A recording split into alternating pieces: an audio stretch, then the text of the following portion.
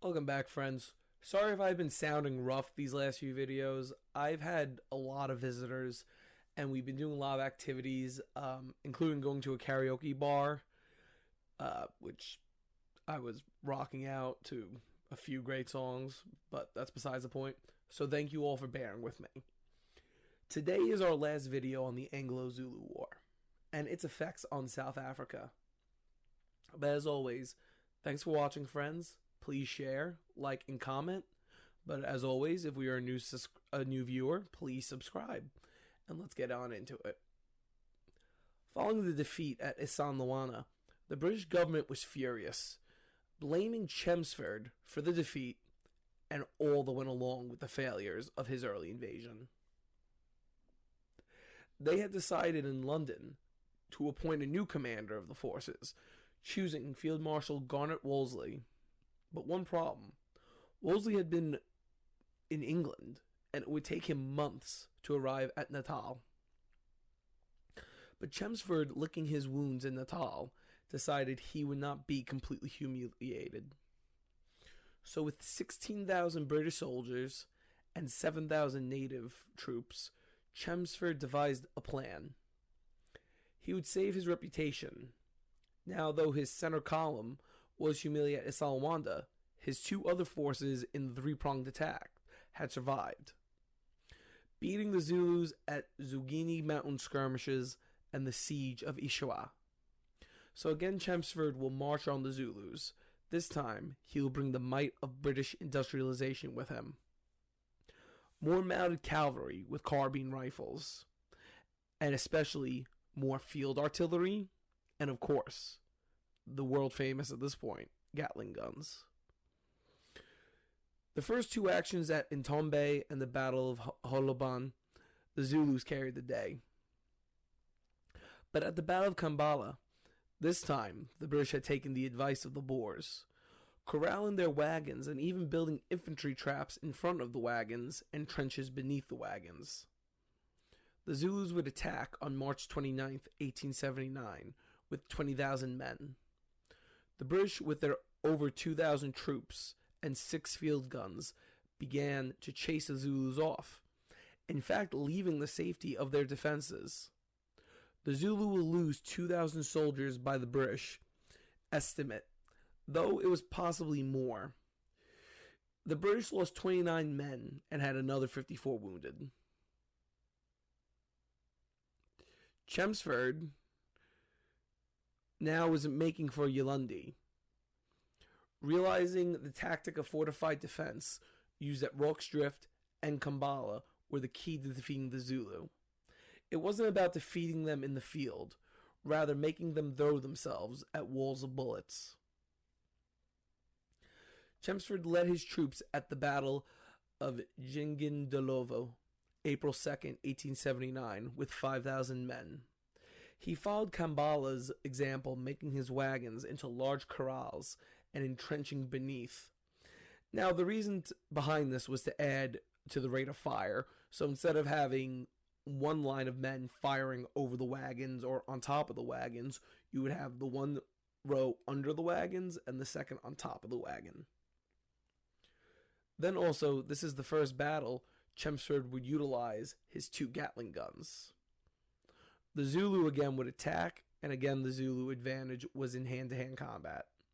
But the new tactic of entrenching corrals had robbed them of that advantage.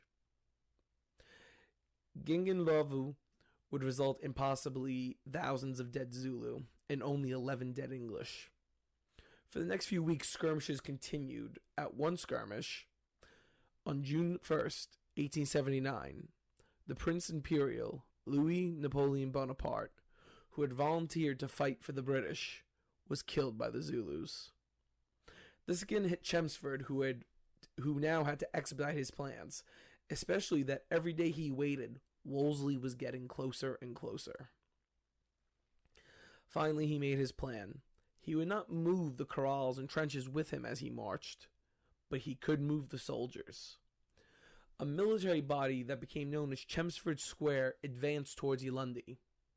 Cetewayo was terrified and ordered a full-out attack to defeat the oncoming British forces. Chelmsford Square was a large square made up of 5,200 men that marched together. At weak points in the line, they placed the Gatling guns and field artillery throughout it. The square was massive, a human fortification. On July 4th, 1879, 15,000 Zulus outside Ulundi charged the square. Now, it's sometimes hyperbolic to use the term wall of lead. These Zulus, however, were running into a wall of lead. Sadly, no Zulu got closer than 30 yards to the British position. Then when the impis broke, Chelmsford released the 17th Lancers, who would then run down the retreating Zulu warriors. As usual, the British executed any Zulu prisoners and then burned Ulundi to the ground. Cetshwayo had fled, but then began negotiations and then surrendered. At this point, the war was over. Cetshwayo will be captured and sent to Cape Town, where he will be held as a prisoner. British federalization took over immediately, and Wolseley assumed command as the new chief in South Africa. Chelmsford would return to London and lobby for his reputation to be repaired, including visiting Queen Victoria, looking for her to believe him that Isandlwana was not his fault. Using the Irish racism of the time, he blamed the dead Anthony Durnford for the catastrophe, and the Queen agreed. However, conservatives in Parliament, including Benjamin Disraeli, would not change their opinion that Isandlwana was Chelmsford's fault. But by the Queen's command, the Conservatives would stop openly discussing it. Cetshwayo would go to London to plead for his home to be given liberty again. Though the Queen did respect the king and his people, she knew the optics and the weakness that Isandlwana showed to the world could not be ignored, so she could not help. In 1883, he would return as a puppet king, dying the next year in 1884, being buried in the Zulu customs. The British federalized the Zulu lands and then included the Boer lands after the Boer Wars. What this did in its own way was actually spread Zulu influence across South Africa. Before, the Zulus had restricted themselves across the Buffalo River. But now, as citizens of the British Empire, they spread across South Africa, then even into German East Africa and the Belgian Congo. The federalization of South Africa would end in 1961, when South Africa finally became an independent country.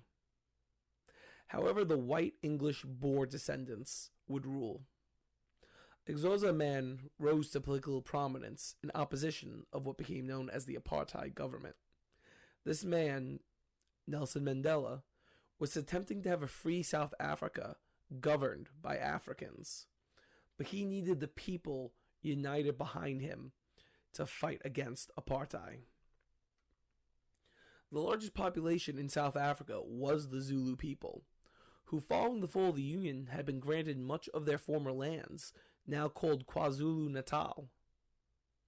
Mandela lobbied the great-grandson of Cetshwayo, Mangosuthu Buthelezi, the head of the Ithaca Freedom Party, and his cousin, Zulu King Goodwill, to push the millions of Zulus in the direction to oppose apartheid. They would succeed in 1994, where finally Africans would be governed by Africans for the first time in over 100 years. As I said in my first video, they are a great people, the Zulu, with a great history. I am hoping to make something very special soon involving the Zulu, so please stay in touch. And as always, if we're a new viewer, please subscribe. And as always, please like, share, and comment. And we'll see you in the next one.